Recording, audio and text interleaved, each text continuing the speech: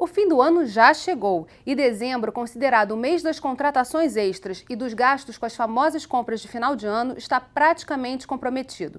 Para diminuir o impacto negativo no próximo ano, algumas medidas já estão sendo tomadas. Nosso tema de hoje é crise econômica e mercado de trabalho. O Rio em Foco está no ar.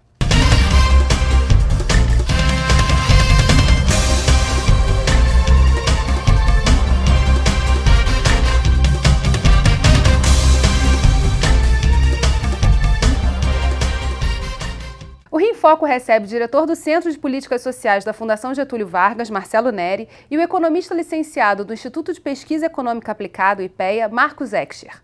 No estudo publicado recentemente pelo IPEA, os jovens têm sido os mais afetados com a crise no mercado de trabalho. Os indicadores por gênero mostram que os homens são os mais prejudicados e a taxa de informalidade cresceu.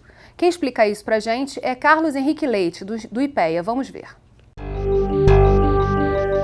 Principais conclusões que a gente vê é que o mercado de trabalho que vinha numa trajetória muito boa até 2013, até o final de 2013, com os indicadores todos melhorando, começou a mudar esse padrão. O destaque negativo foi exatamente a taxa de desemprego, que passa aí de 6,5% no último trimestre de 2014 para 8,3% no segundo trimestre desse ano de 2015. E aí a gente vê também a questão de qualidade do pós-trabalho, né? A gente consegue oferir qualidade do pós-trabalho em duas dimensões, né? Primeira é a taxa de informalidade, onde a gente acredita que o emprego informal tende a ser uma qualidade pior, mais precária do que o formal. A taxa de informalidade, que vinha caindo também até 2013, 2014, começou a reverter essa tendência e começou a subir, tá? Mas diferente do desemprego, ela ainda está em patamares relativamente baixos para os padrões que a gente vinha vindo nos últimos anos. E a gente vê também que o salário ele vinha subindo até 2013, 2014 e agora nos últimos trimestres ele apresenta uma estagnação e até uma leve tendência de queda, tá? Mas o que é preocupante no salário, apesar dessa tendência de queda ainda ser bem leve, é que quando a gente desagrega a informação do salário por aqueles trabalhadores que estão sendo desligados e os trabalhadores que estão sendo contratados, a gente vê que cada vez mais o salário dos trabalhadores contratados é menor do que os desligados. Construção civil e administração pública tem uma retração muito grande do emprego. É ali que está concentrada a nossa dificuldade de gerar postos de trabalho. E a gente vê que o homem está sendo mais afetado que a mulher, não só no desemprego, mas também na informalidade, né?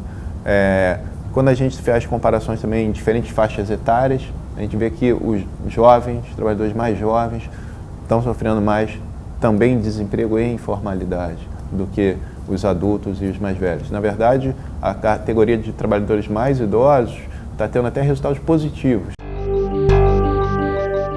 É uma situação, um quadro complicado de se pensar para frente. Mas em relação a essa questão do desemprego, da diminuição dos salários, a gente está vivendo o pior momento da crise ou a gente ainda não chegou no fundo do poço? Eu acho que a gente ainda não está, acho que até está num momento relativamente bom, dado o aumento de desemprego, o repique da inflação que a gente observou. Eu acho que 2014, 2015 são períodos de transição, quer dizer, além do aumento do desemprego, que eu acho que é a pior vertente dessa crise, aumento de informalidade, você também tem um certo desassalariamento na força de trabalho, quer dizer, aumenta a proporção de conta própria, empregadores, mas principalmente de conta própria, que eu acho que é um outro fenômeno. Mas, quer dizer, como o próprio Carlos Henrique falou, o salário ainda não caiu.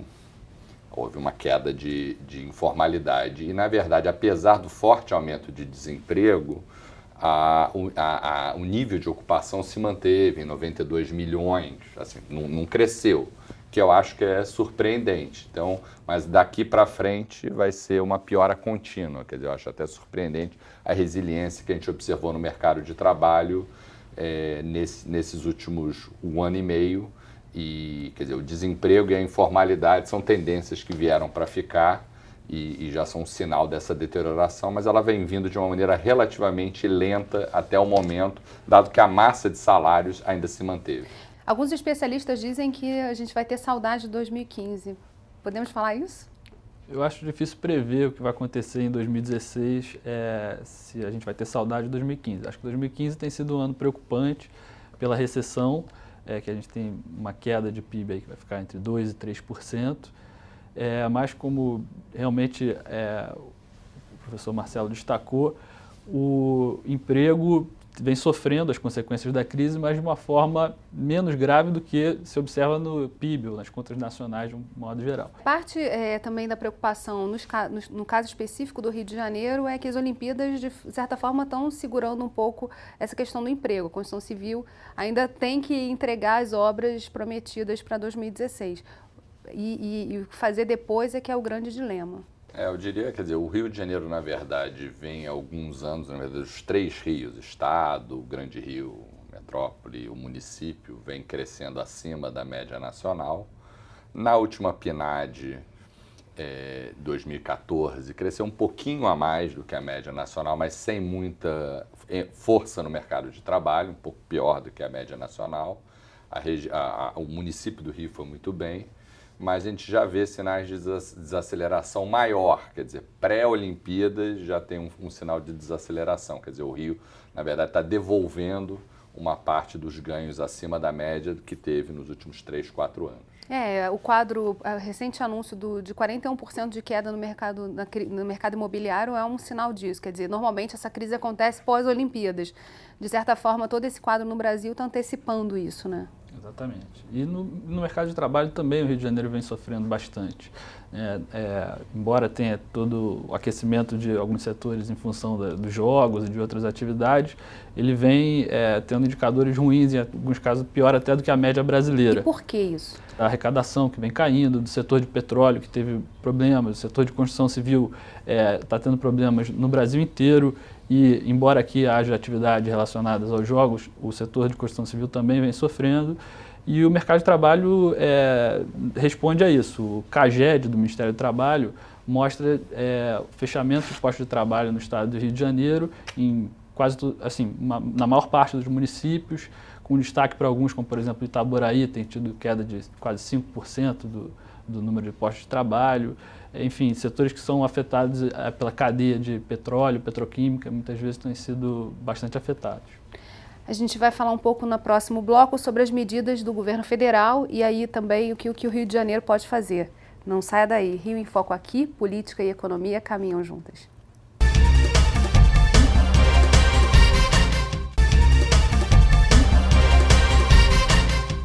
O Rio em Foco recebe Marcelo Neri e Marcos Excher. Custa menos para o governo preservar os empregos do que fomentar a criação de outros novos. Na indústria automobilística, por exemplo, a empresa que participa do Programa de Proteção ao Emprego, PPE, pode reduzir a jornada de trabalho em até 30%, diminuindo também os salários na mesma proporção. E os empregados passam a receber uma complementação. Segundo o governo, o PPE impactou cerca de 23 mil trabalhadores. Vamos entender um pouco mais sobre esse programa. O PPE é um programa que permite às empresas e os trabalhadores, através de um acordo coletivo, negociar uma redução da jornada de trabalho e dos salários. Além disso, ele fornece um complemento salarial para mitigar um pouco a perda de salários decorrente desse acordo. Se houver um acordo, por exemplo, de redução de 30% da jornada e dos salários, o governo complementa 50% do que foi perdido e, portanto, o trabalhador chega a ter uma remuneração de 85% do salário original. Ele tem uma duração de 6 meses iniciais, podendo ser renovado até 24 meses.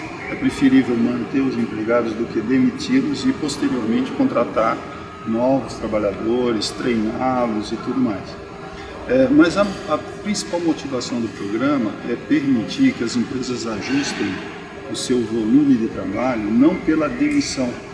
Numa crise, normalmente o que as empresas fazem? Elas reduzem a produção, demitem os empregados, passada essa fase de crise, elas recontratam trabalhadores. Bom, esse programa ele permite que esse ajuste de redução da demanda por trabalho seja feito não pelo número de trabalhadores, mas sim pelas horas de trabalho, dentro de certos limites, que é essa redução de 30%, e dentro de um prazo que não não deve ser muito longo. O trabalhador empregado, ele continua recolhendo vários impostos, imposto de renda, contribuição previdenciária, tudo isso. Então isso também vai ser receita que o governo vai estar recebendo ao longo do período em que o trabalhador está no PPE. Esse programa introduz uma novidade que é justamente a garantia de emprego durante o período do PPE e por um certo período após o encerramento do programa, sempre na base de 30% a mais do período que foi de abrangência do programa. 23 mil pessoas ainda é muito pouco frente ao que a gente está vendo aí no quadro. E no Rio de Janeiro a gente tem impactos muito fortes também da indústria automobilística, quando a gente fala, por exemplo, do sul fluminense. Tem a questão do petróleo, que falávamos no outro bloco. Como é que a gente pode reagir a isso? Essa medida do PPE é eficaz? Quer dizer, tem dado resultado? Ou o que a gente pode fazer também para conseguir criar pelo menos um freio de arrumação aí, se é possível? Acho que é muito difícil pensar em políticas na escala do problema.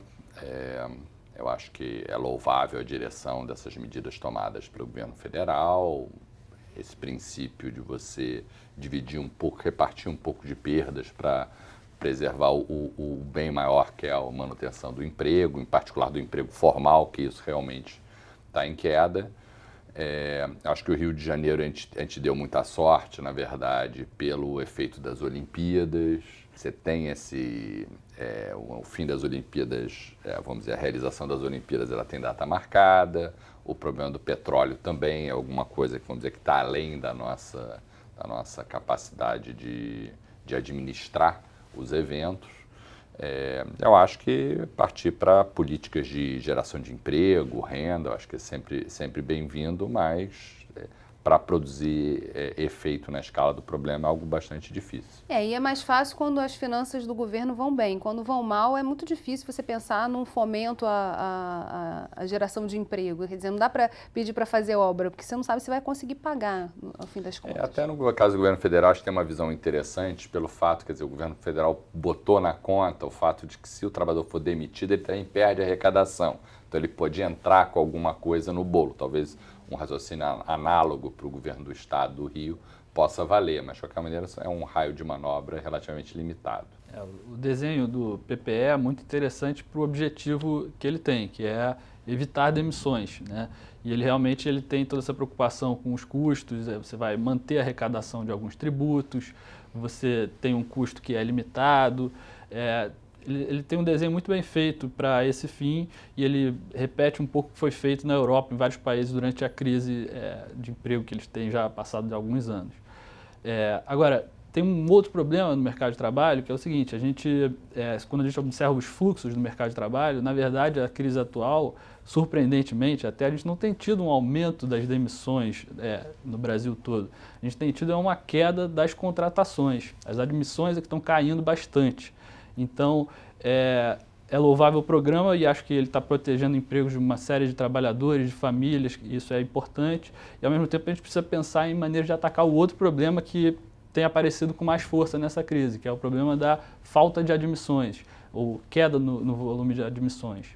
Agora, é claro que a gente tem uma crise econômica muito forte acontecendo e que a crise política também, a não solução de determinadas questões impacta diretamente na economia. Você tinha no Rio de Janeiro, por exemplo, uma perspectiva de investimentos gigantesco, assim, um crescimento contratado para muitos anos. E a gente vê agora as pessoas parando para ver o que vai acontecer. É uma situação muito preocupante se acompanhar, por exemplo, projeções do PIB pelo Boletim Focus do Banco Central. A cada mês tem sido rebaixada em 0,5 ponto percentual a taxa de crescimento dos próximos 2 anos. Então, acho que isso é feito crise política, onde a gente não está conseguindo endereçar os problemas, até no caso desse pacote para proteger os empregos. Você pode falar, não, veio um pouco tarde, porque a crise do desemprego já aconteceu, mas é porque é muito difícil você implementar. E tem data, né? Quer dizer, ele tem um período para acontecer, é um período de 6 meses, que pode ser mais renovável por um outro período igual, mas é uma medida quase que emergencial, né? Parece que já tem, até o momento, porque eu vi a última conta, havia 3 empresas do estado do Rio que haviam aderido. Tem algumas empresas que estão na fila aguardando algumas análises por parte do governo E uma delas, até um caso curioso, que ela entrou no programa e não vai haver nenhuma perda salarial, porque além do governo compensar uma parte, a própria empresa vai compensar a outra parte. Então vai ter uma redução da jornada, em vez de ser 5 dias de trabalho na semana, vão ser 4, e o trabalhador vai receber a mesma coisa que recebia antes. Ele só entrou num acordo para não ter reajuste durante o ano de 2016, só vai ter reajuste em 2017. Então, no momento de crise, é interessante para todo mundo tentar minimizar as perdas que às vezes vão ser inevitáveis, né? No caso da Alerj, eu acho que é importante, talvez, pensar numa política mais cuidadosa, talvez, em relação aos pisos salariais do Estado, que no momento em que as pessoas estão negociando redução de salário ou manutenção de salário para preservar o emprego, há que ser feita uma política mais cautelosa para o reajuste dos pisos salariais estaduais, que são muito descumpridos. A gente quer que eles sejam mais cumpridos e que eles, não, ao serem cumpridos, não provoquem efeitos colaterais indesejados. Se pudesse fazer só mais uma sugestão em relação aos pisos, é que os parlamentares procurassem desenhar os pisos conforme a classificação brasileira de ocupações, porque é um padrão que em outros estados é seguido e que facilita as negociações entre trabalhadores e patrões, o monitoramento do resultado da política, a fiscalização pelo Ministério do Trabalho, pela Justiça do Trabalho. Seria interessante adotar os padrões da classificação brasileira de ocupações. Eu acho que até houve, quer dizer, no começo desse ano, talvez até explique uma parte do aumento do desemprego, o que limita um pouco os pisos, foi um forte aumento do salário mínimo. Aumentar o salário mínimo quando o mercado está indicando o aumento de desemprego talvez não seja a melhor política, e o mesmo se deve aos pisos salariais estaduais, né? A gente vai para um rápido intervalo e voltamos já. Rio em Foco aqui, política e economia caminham juntas.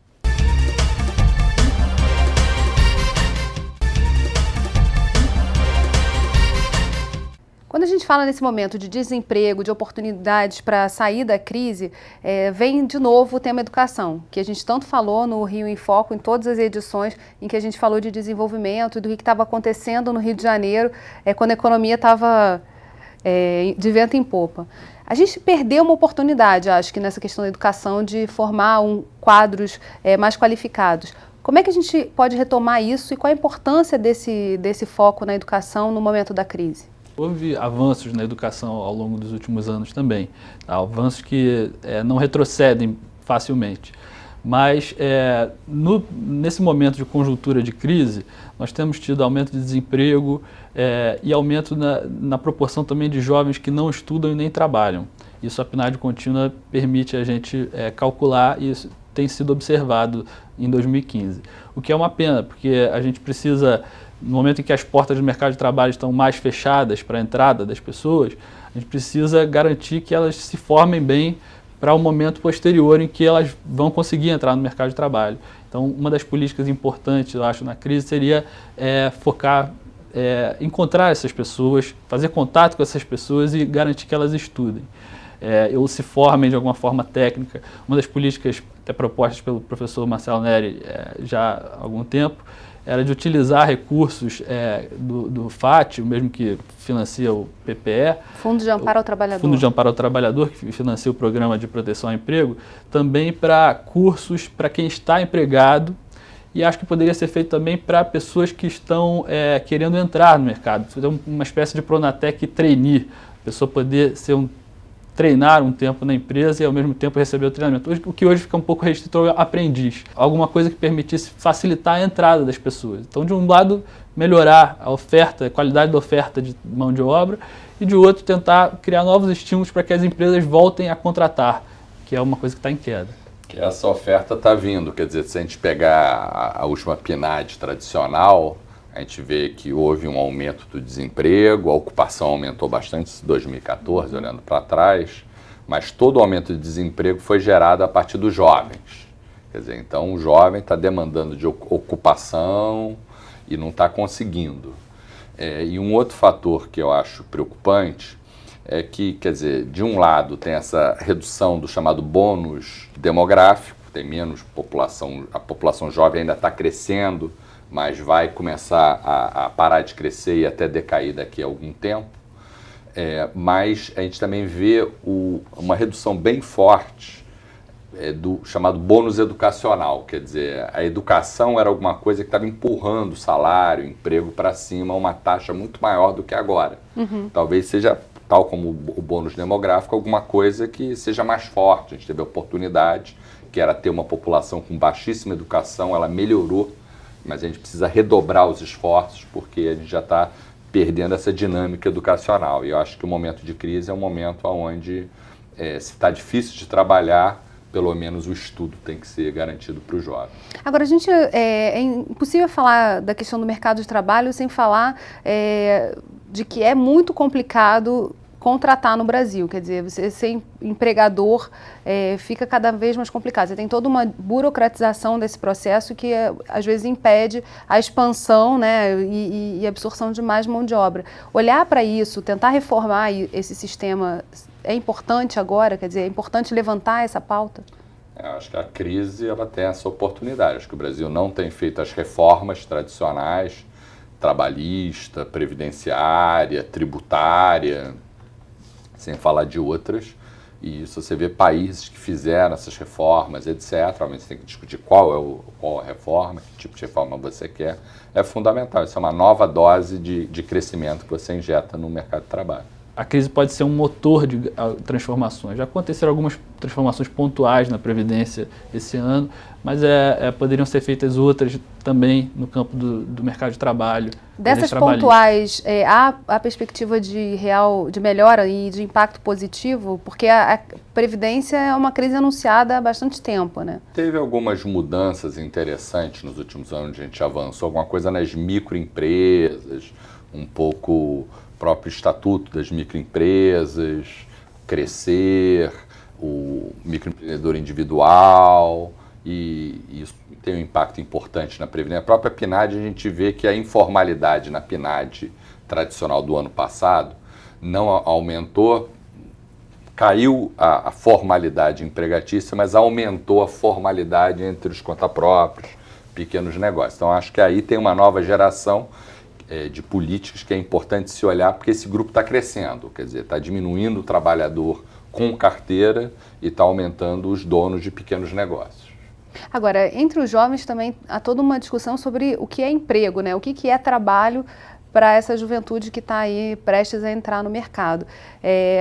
Isso consegue aparecer já nas discussões? A gente fala de várias oportunidades. Recentemente, o Rio em Foco, por exemplo, abordou os negócios sociais, quer dizer, são setores que estão vendo surgir oportunidades aí justamente para pessoas mais engajadas e que não se veem encaixadas nas perspectivas de mercado de hoje. Sim, eu acho que todas essas entradas, portas de entrada no trabalho são importantes, mas a gente quer, sobretudo, também o trabalho remunerado, um trabalho formal, se possível. A gente quer promover o trabalho de qualidade, né?